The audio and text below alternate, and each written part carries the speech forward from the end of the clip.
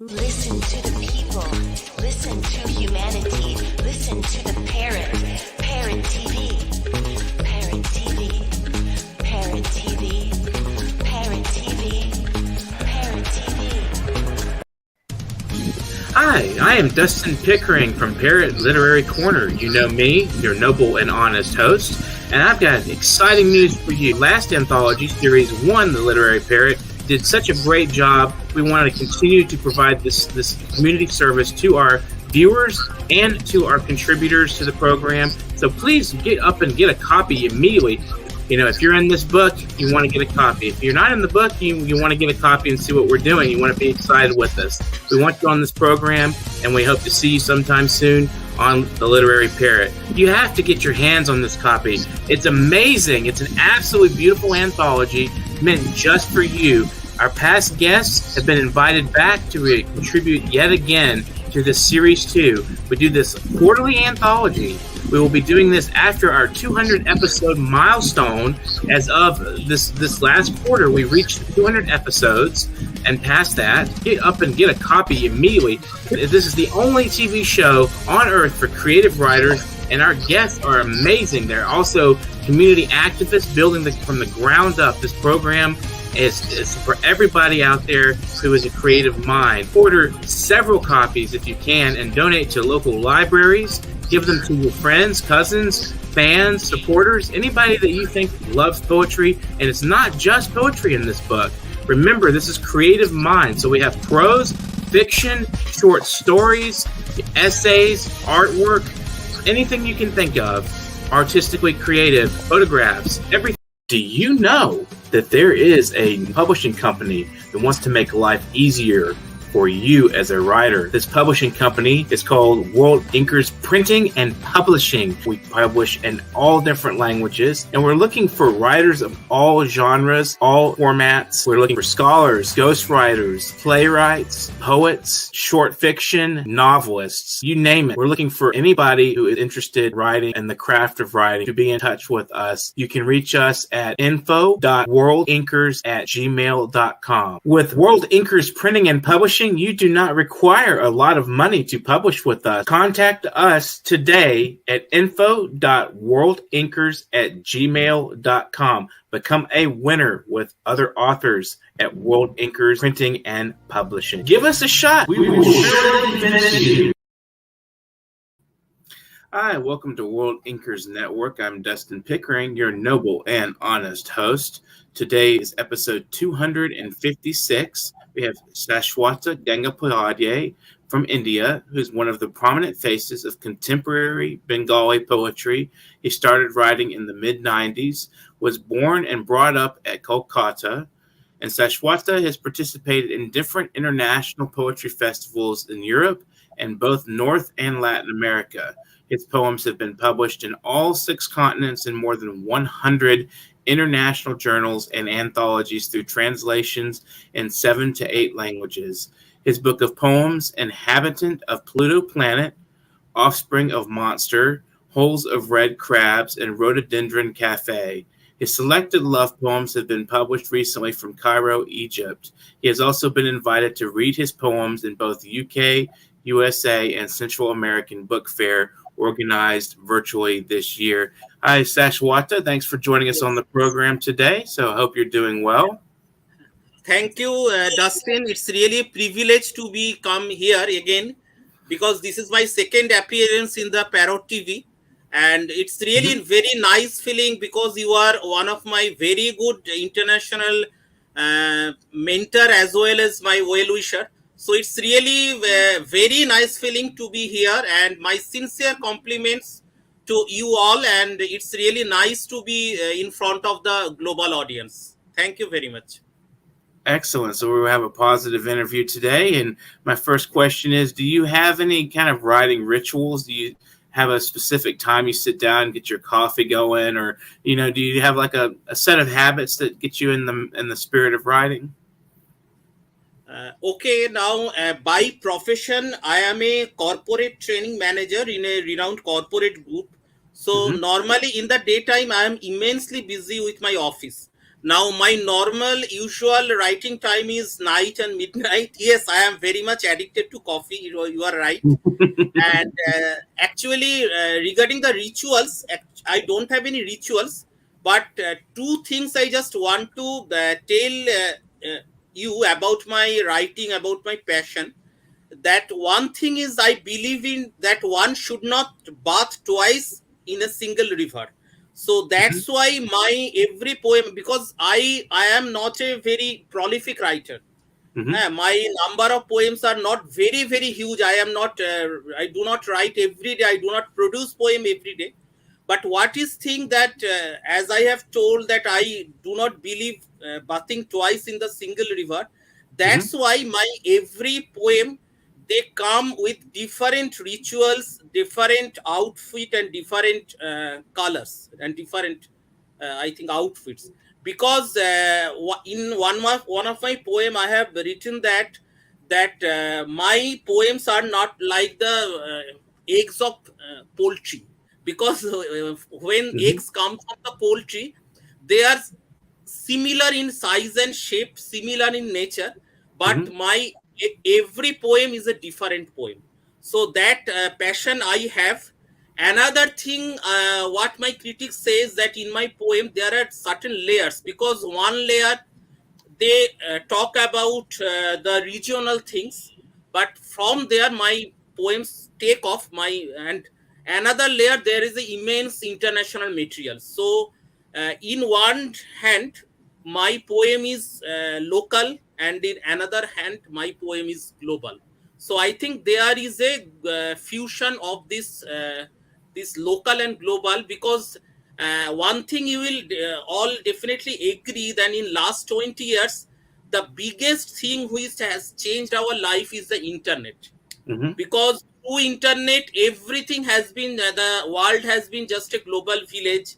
And what I think, that every day my bedroom itself is my world. Because in my laptop, I have friends all over the country, even from Papua New Guinea, even from Solomon Island, even starting from England, France, and America.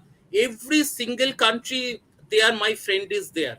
So now my room itself has become my world through internet. So I think the time in which we are writing, this thing is very important, that to become local as well as international in the same manner, in the same mhm. thing. Very true. And I think it's definitely true today, and that the world is expanding in a way, in an expansive rate that we were so interconnected that we Yes. it's like your neighbor is the person that across the world Yes. from you in a way. It's like we realize we have more in common than we did before, and the world has been divided, and we think that. I know that this is kind of a strange analogy. You'd think the internet by now would have ended war because then we have the intercommunication and ability to talk things through. But the Wright brothers said that they thought they would end war with the airplane, and it actually amplified. And I think the information age is sort of in a way Mm. kind of compounded things and made more complications than we had before. What do you think? Do you think that our lives, even though we're easily able to communicate across barriers, we still have a lot of complicated risks to take care of as a world that still divide us in a sense. And in the last 2 years, you will agree, thing has been similarly changed. Because in the era of COVID, I think one of the biggest thing is the invention of, like, the Zoom or StreamYard. Hmm. Now even a poet sitting in a small Asian country, he can participate globally. He can participate in so many world poetry festival. Because in Hmm. last 2 years, even every week I was invited to big international poetry festivals, world poetry festivals, and everything. Every poet has become my neighbors. So that's a huge turnaround in the, particularly last 2 years. Things have been, because everything has been virtual and everything is online. So these two segments, the world has been totally. We are going global in every segment. That's the thing. Absolutely. So, how is the COVID situation in Kolkata now? Is it Now relaxing? Is it the compounded? third Or wave has been arised. Till last month, situation was much better, but after then there was a ascending graph of not only in Kolkata in India, but Mhm. the positive things that in the last 8 or 10 months, we took the second vaccine. Now the fear has been gone. So that's the thing, because everything we are more or less were suffering with depression. What kind of the life has been totally colorless and boring, and fear Right. was everywhere. But after taking the second vaccine, at least we came to the normal waves of the life. And in last 3 weeks, again the third wave has been reached in Kolkata as well as India. Now this third wave is morely, it is very much widespread, because Mhm. in Kolkata, suppose if one doctor has told me, if 100 people they undergoes the test, 90% case they will be the positive. But the good thing is that in the third wave, the maximum cases it is not fatal. Normal mortality rate is around 0.5%. That means 1 out of 200 persons. Hmm. So it's the mood is improving, and I think that over here in the United States, we're also kind of getting a little braver and bolder with with getting out more and being willing to communicate more close than before. In the last 2 years, we've been holed up in our houses. So do you write in English or Bengali primarily? No, actually, my pride is that I write in Bengali, as you know very well. Hmm. And Bengali is the fourth largest language of the earth. And as per UNESCO, it is the sweetest language. So Hmm. I write in a even much bigger language than Spanish, not Spanish, bigger than French or German. So you can imagine how big it is, and the entire Indian population, because there is a saying that in the world, out of six people, one is Indian, because India consists of 16% population of the world. Now, regarding the Bengali language, there was one peculiarity, because Hmm. Bengali, they are very good receptor, because in Bengali journals, in every journal, there are translations of different languages, from Spanish, from French, from German, from English to Bengali language. But on the other hand, normally Bengalis are very shy to translate their poems in different foreign language. So Hmm. in the younger generation, I am one of the few people, very few people, who has started to go global. Because in the last 2 or 3 years, my poems have been regularly published on all six continents, in I think more than 45 countries. It has been published, and all prominent countries, because just few months back I have counted that in Japan, the only country among the prominent countries where my poems did not publish. But very recently also, with a very reputed anthology of Japan, my poems have been published. Now, Hmm. one thing I must mention, while mixing and having conversation with the poets across the world, it really opens the windows, because now you all agree that world has become really a global village. Hmm. So poetry ultimately unites us, and I am really, it's my pride that I am very very much well connected with the global poets. And it's my what should I say, since my language is international, the flavor of my language is international, with lots of international inputs and materials. So they really, the conversation, they really enrich my poems. Oh, okay. Yeah, definitely. Are you familiar with the work of Kirti Sengupta? Yes, I know him very well. Earlier, he was my neighbor, Oh, and right now he stays in Delhi, in the really? capital of India. I know him very well, and I think 4 or 5 years back he messaged me that he will purchased all my poetry books. And after meeting him in Kolkata International Book Fair, yes, He purchased all my poetry book. I know him very well. Excellent. Yeah, I know him too. I know him online. I've never met him in person. Obviously, he's a Definitely, big definitely. big gulf between me and him. But I talk to him frequently online. So how do we as poets, as writers, reach a literate but not interested in poetry kind of audience? Do you think there's a way to communicate across that gulf? I couldn't understand the question. Will you just repeat? uh, how do we reach with our poetry? How do we get our poetry in the hands of people that are not Oh as yes, interested yes. in Should I poetry? read? Should I read? Yes. Actually, I will read four poems today.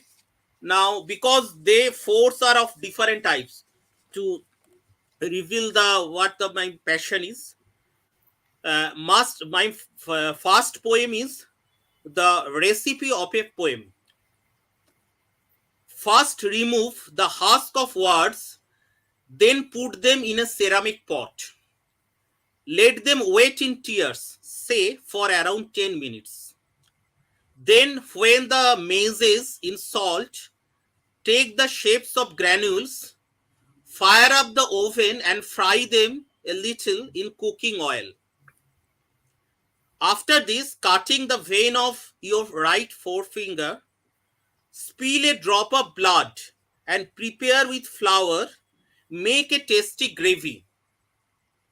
In the way the deer dance in heavy monsoon night, musk scented, just like that manner, mixed and blend secretly the rhythm of their stepping motion in each and every line.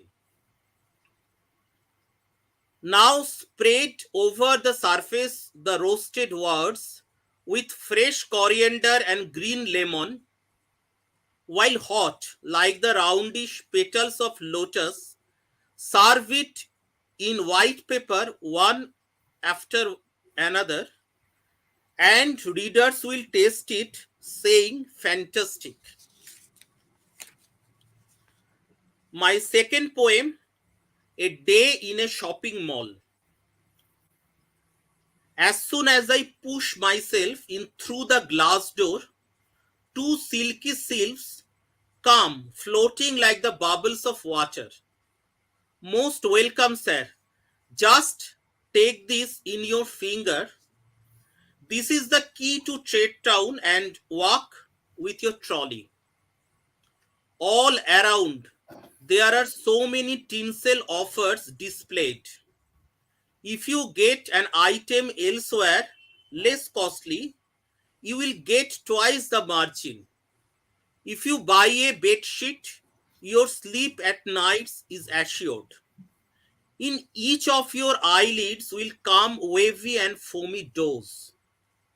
If you purchase condom in bulk for the whole year, you will get 25% discount on each weekend tour. From my purse, the credit card jumps. I see our joys and sorrows, smiles and tears, when I know not, are sold out like frozen fishes in the packet. It's beyond 9 o'clock. As night falls, lights are off.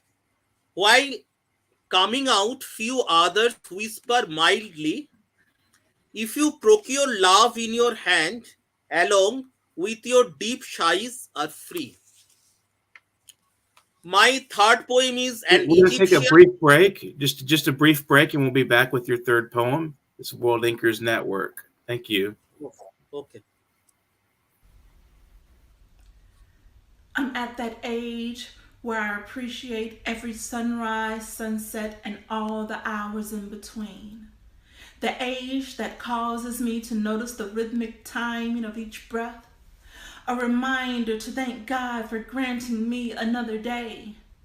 I'm at that age where joints begin to stiffen and maybe I don't move as fluently as I did at 22. But I'm also at that age where I realize many didn't even get to see today. So I pray on bent and aching knee, thank you, God, for blessing me. I'm at that age where I notice my kids making some of the same mistakes that I did. And I remind myself that although never easy, I made it through and so will they. I'm at that age where I understand that money never buys true happiness. But I'm also at that age where I understand it definitely does help to have a bit. I'm at that age where six-pack abs still attract. But I'm also at that age where the behavior of a true gentleman will stop me in my tracks. I'm at that age where I know what it means to be a woman alone with how to treat my man. Beginning with listening as he explains what he needs from me. You see, there may be many similarities, but all men are not the same. I'm at that age where I realize good things don't come to those who wait. They go to those who educate, plan, sacrifice, work, and repeat over and over and over again. I'm at that age where I appreciate spending time with family, whether we're on good terms or not. Because I'm at that age where I'm losing so many people that I care about. I'm at that age where I'm bearing down on that age where there are more chapters of my life in past instead of future tense. But I'm at that. Do you know that there is a publishing company that wants to make life easier for you as a writer? This publishing company is called World Inkers Printing and Publishing. We publish in all different languages, and we're looking for writers of all genres, all formats. We're looking for scholars, ghostwriters, playwrights, poets, short fiction, novelists, you name it. We're looking for anybody who is interested in writing and the craft of writing to be in touch with us. You can reach us at info.worldinkers@gmail.com. With World Inkers Printing and Publishing, you do not require a lot of money to publish with us. Contact us today at info.worldinkers@gmail.com. Become a winner with other authors at World Inkers Printing and Publishing. Give us a shot. We will surely finish you. Welcome back to World Inkers Network. I'm Dustin Pickering, and this is episode 256. We have Shaswata Gangopadhyay with us today, and he's going to read us another poem. Definitely.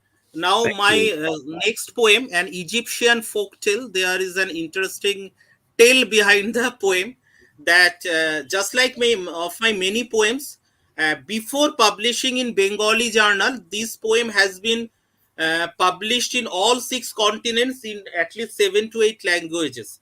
Mm-hmm. So and finally, before publishing in Bengali, it has been published also in a very reputed Egyptian anthology. An Egyptian folktale. Don't throw stones at a fellow who truly loves you.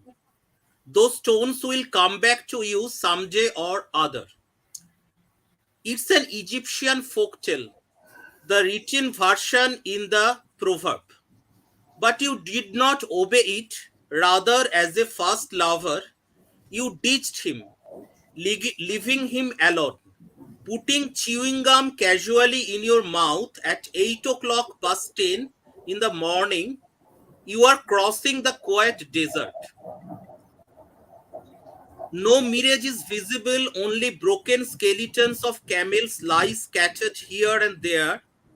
Sometimes after the sun will look like a ruthless hammer. After pulling out from your rucksack the last bottle of beverage, you being exhausted will roll on the ground senseless. Sense when regained, you listen to the wind of the storm. It's the curse of the god of sands and deserts. Throughout your life, you will all alone will go on searching water. You will earn money, enjoy solvency, but never you will get a beloved. And my next poem is Gigolo. I watch him from a distance, the young guy standing at Free School Street with a hanky tied to his right hand. Tall in height, he appears to be a sailor unknown. Upon his deep blue t shirt glows a shining line: "If being sexy is a crime, arrest me soon." The girls beside measure him with an oblique look. Some of them lick their lips as if it's storm in the wild desert, where snakes crawl with hissing sounds. Such is blazing pain all over the pores of the body. Halogen flashing serially on the pavement's night descents, as if with endless froths from the corks of champagne. The night, which is also a woman fasting, beckoning the boy from inside of a black car, and then taking him in it, starts towards no destination. Yes, that's me, and what I have told, that my every poem is a different poem. I think in these four poems, uh, Mhm. one reader, one spectator can understand that what I have told. Yes, I noticed in your poetry, at least in the ones you read today, there's a strong sense. In the first three, had a lot of like food imagery and taste, and yes, there's definitely a strong sense of sensation. You are very descriptive about the tactile kind of thing going on, and touch and taste, especially at least in those four poems. Do you find that may be true of other poems you've written? Yes, actually, because I love to travel from subject to subject. Because as a person, I have passion for going through different kind of peculiar subjects. Because Hmm. that's one kind of hobby. Because one younger poet in Kolkata, he has told me that Shaswata, you are is a departmental store of such peculiar, colorful things. Because what I think you will also uh, we have got the impression, like suppose the poem which I have read, that gigolo, I have seen a gigolo in Park Street, one of the most sophisticated area of Kolkata, few years back. Now in this poem, the poem is right, one hand it is very much local, but again it is very much global, because a very handsome sexy gigolo, who is standing in the pavements. So that is, I think, in the even in America, even in New York, even in Paris or London. So they are also a young poet, he can also watch a gigolo. So I think that's the, I think, thing which my critics always observes about my poem, that what I have told repeatedly, in one hand it is local, and in one hand it is global. And one of my very fellow young poets has told that my poem is local, because there is a very good fusion of these two things. Interesting. So, how as a poet